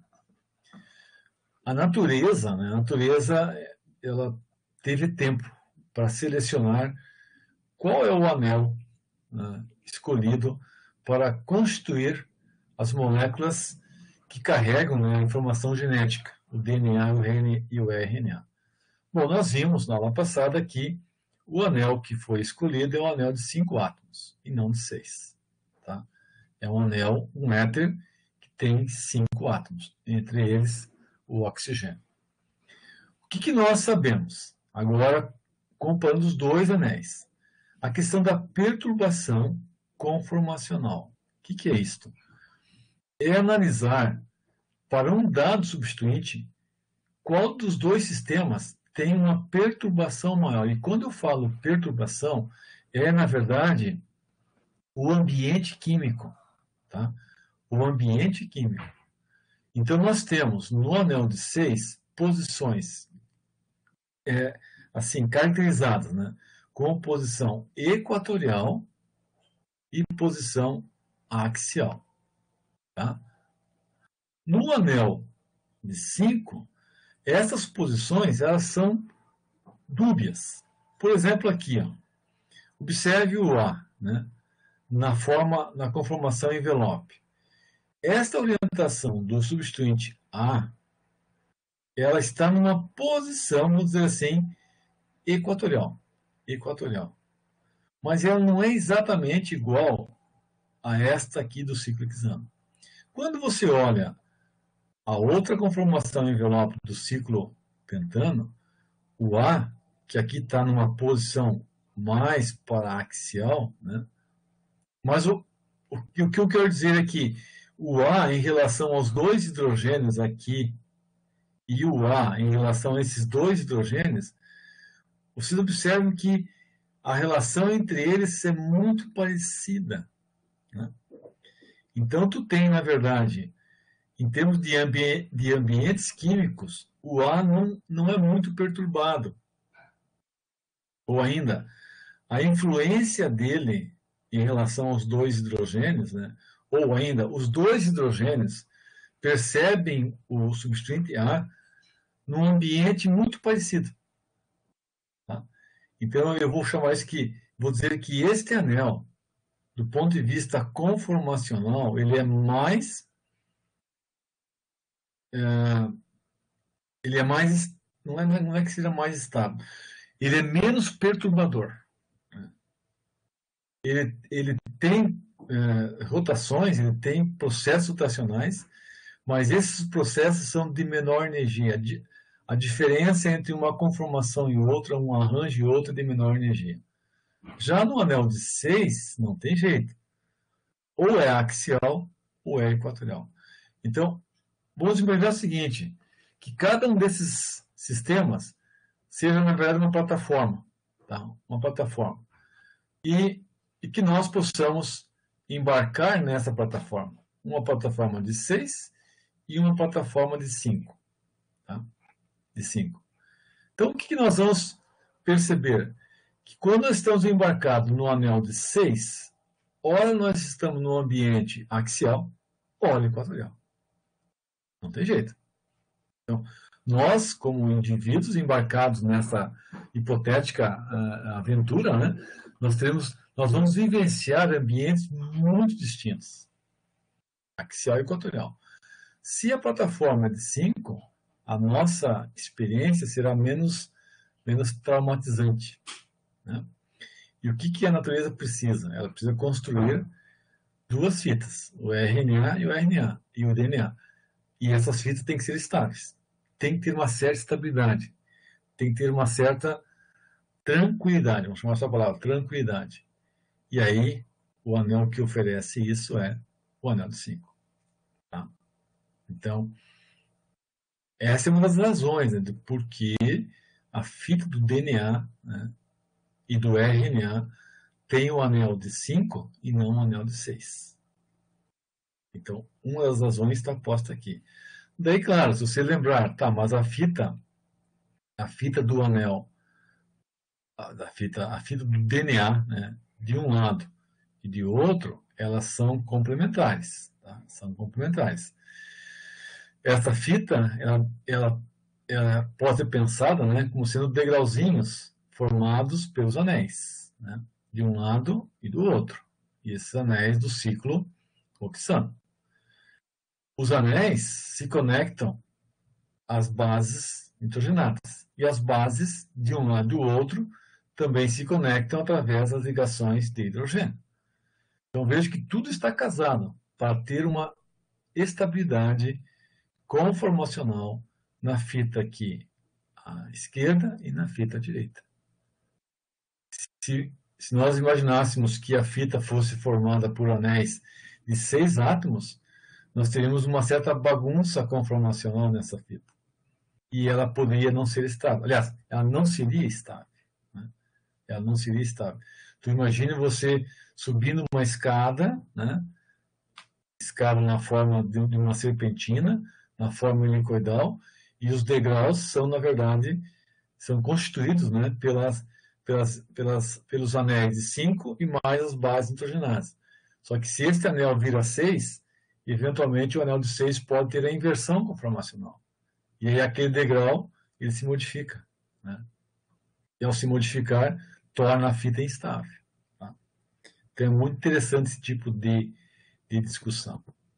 Bom, as interações 1,3 diaxiais, elas dominam, né, a estabilidade dos ciclohexanos, monossubstituídos. Então, quando você olha um conjunto de moléculas com diferentes substituintes, não importa a natureza do substituinte, não importa, olha aqui, né?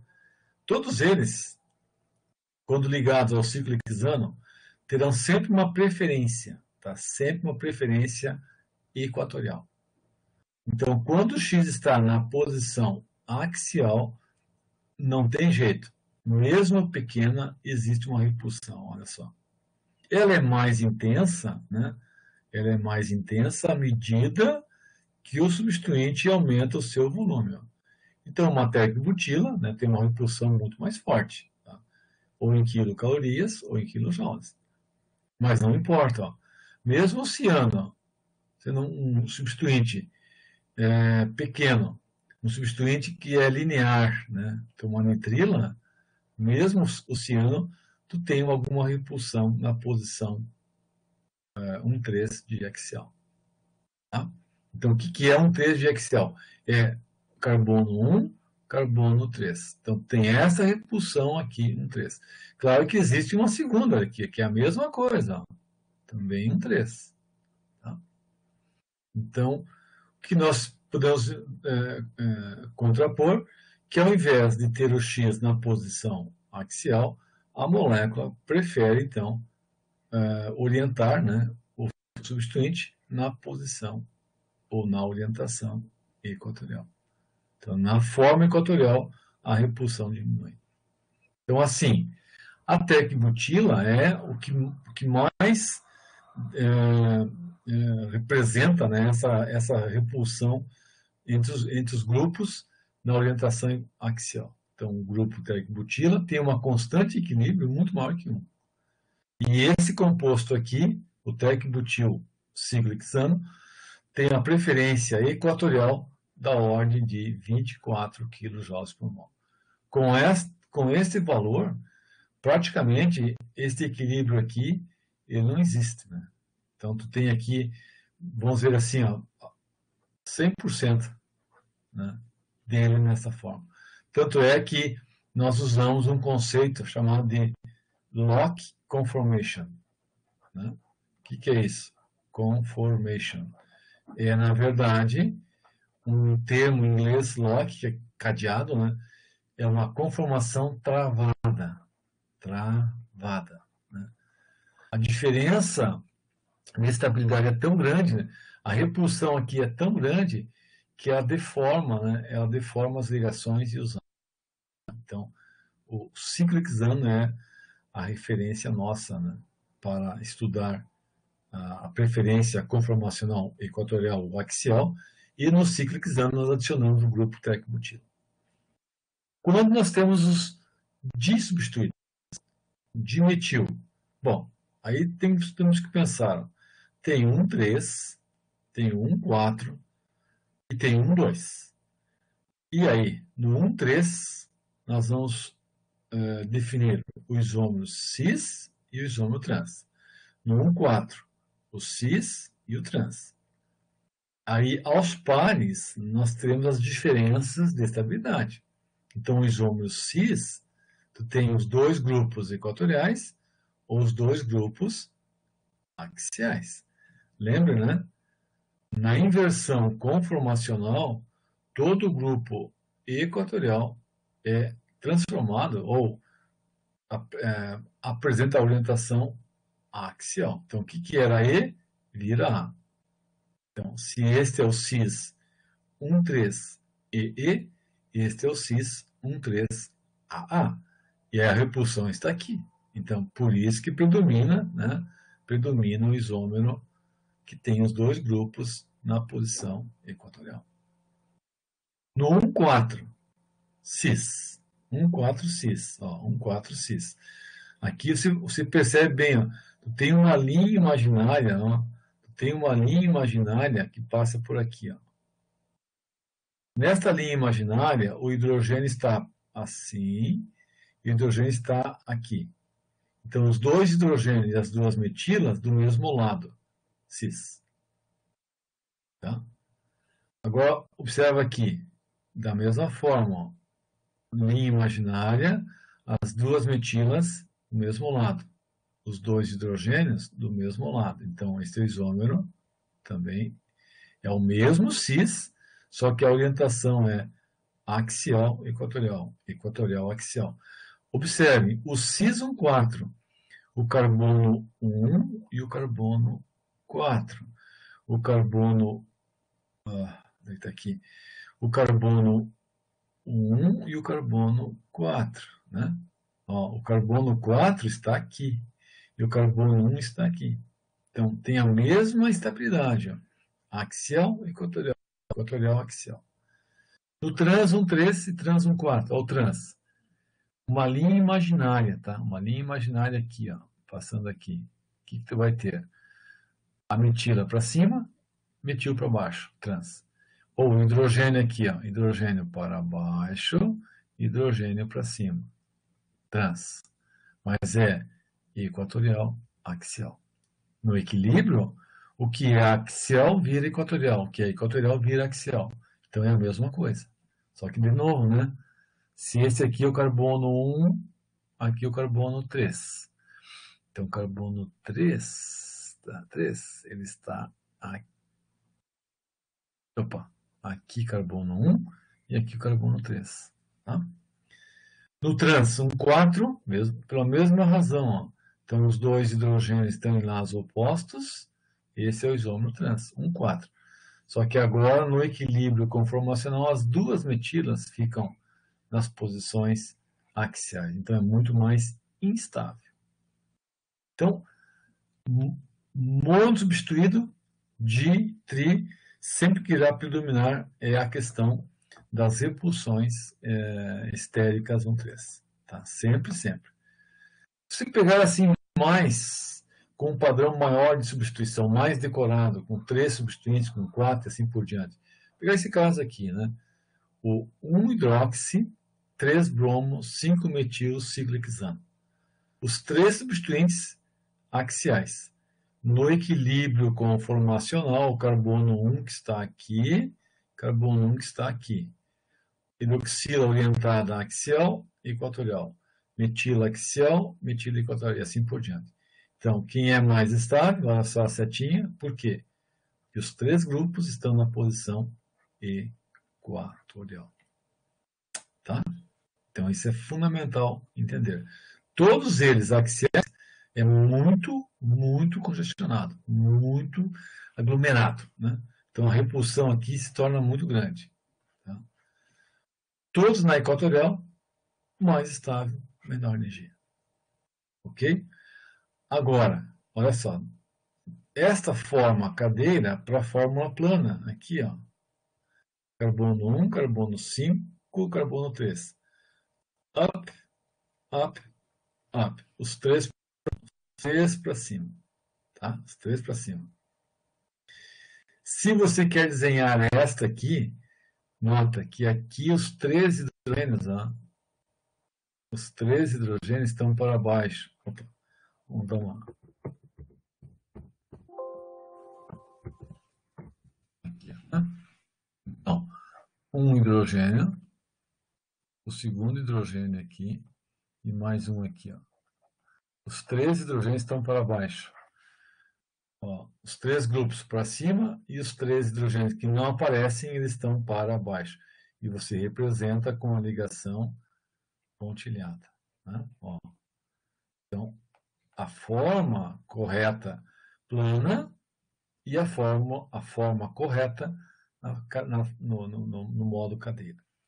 Se nós quisermos desenhar aqui um trisubstituído usando o mesmo exemplo, só que agora aqui para baixo, o bromo down. Como é que nós faríamos? Então, tu vai desenhar a molécula, ó, não importa como, tá? Não importa como. Você desenhou assim, o que tu tem que pensar? Bom, quem é o carbono 1? O carbono 1 é para cima. Vamos supor, olha aqui, para cima. Escreve ele aqui. Não se preocupe se ele é mais ou menos estável. Apenas faça isso aqui, ó. Carbono 1, OH para cima, então ele é o axial aqui.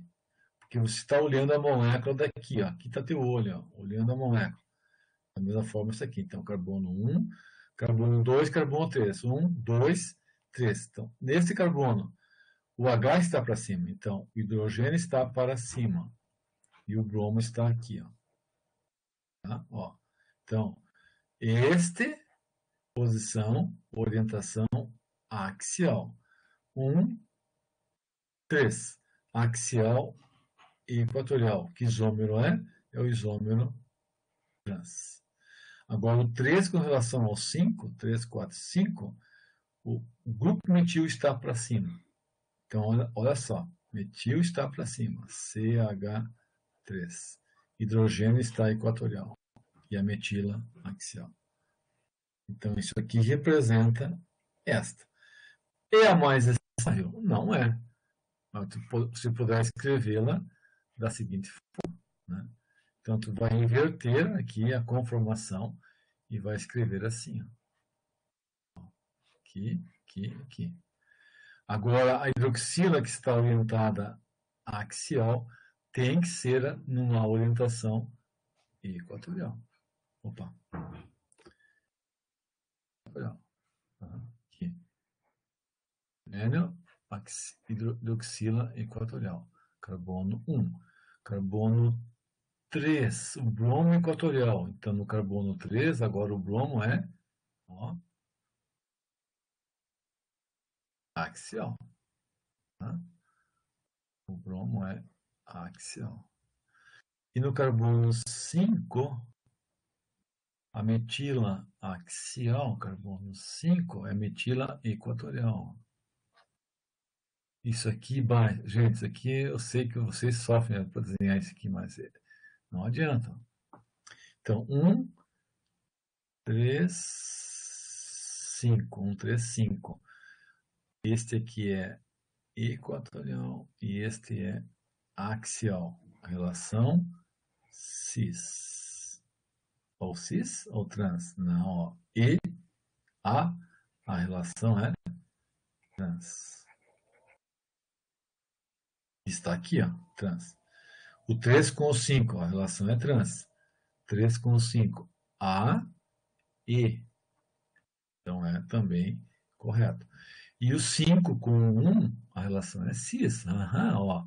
E com E, temos aqui, ó, o E com E, cis. Né?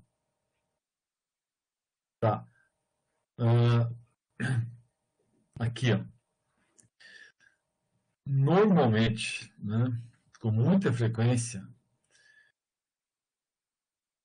vamos fecharmos a aula de hoje. Ó. Deixa eu copiar isso aqui. Copiar. Pular.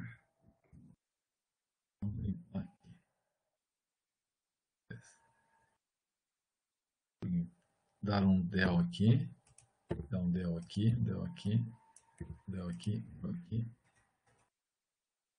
del aqui.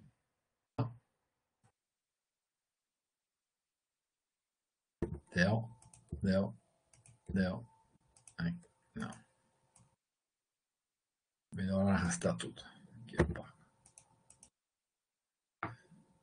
Opa. Ah.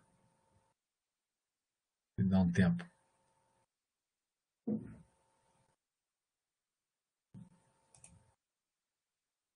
Aqui.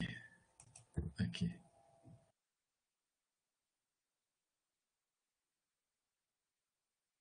Tá.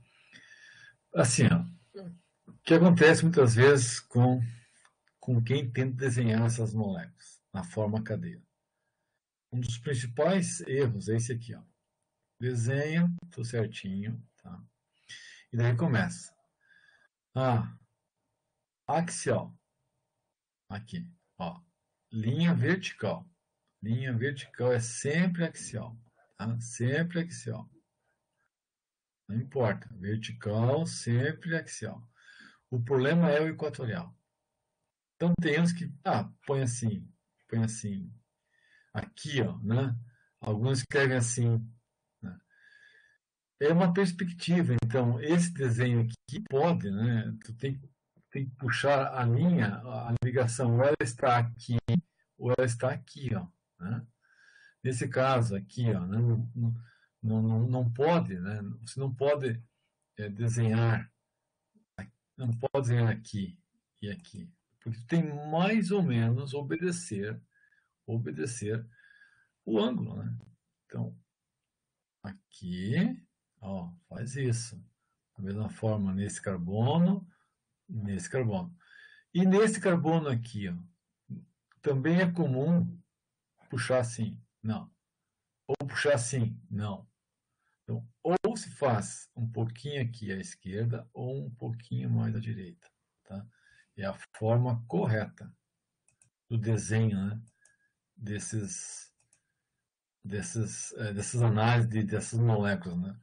Dá trabalho? Dá. Mas o que eu sugiro a vocês? Desenhar e redesenhar. Desta maneira, redesenhar desta maneira, né? Aí, de novo, ligações axiais. Comece com axial sempre. Axial, axial, axial, axial e axial. Equatorial aqui. Equatorial. Sempre, ó. Equatorial, não para lá. Aqui não. Tem que ser aqui, ó. Tá? Equatorial, assim, não. Assim. Nesse carbono, equatorial assim? Não. Assim. Nesse carbono aqui e nesse carbono aqui. Aí tu vai colocando. Tu tem um A e um A aqui, então esse é o cis. Agora tu tem um A e um B aqui, então o B com o A é o trans. Vamos supor o A com este A aqui. Ó, uma linha imaginária, né? Uma linha imaginária em que o A do mesmo lado do A. Então, são os isômeros cis, trans e por diante. Ok, pessoal? Então, por hoje era isso. Foi um pouco maçante essa parte, mas ela é importante para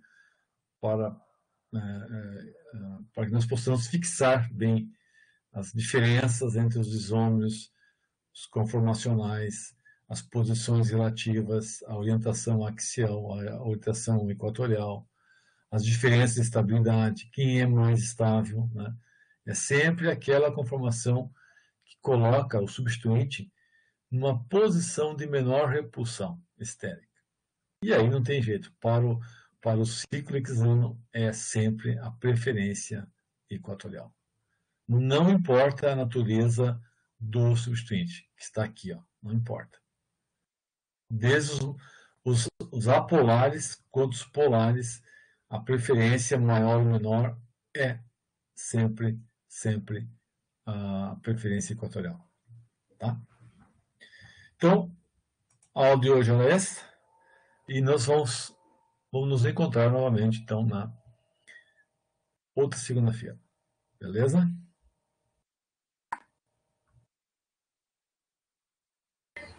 Beleza.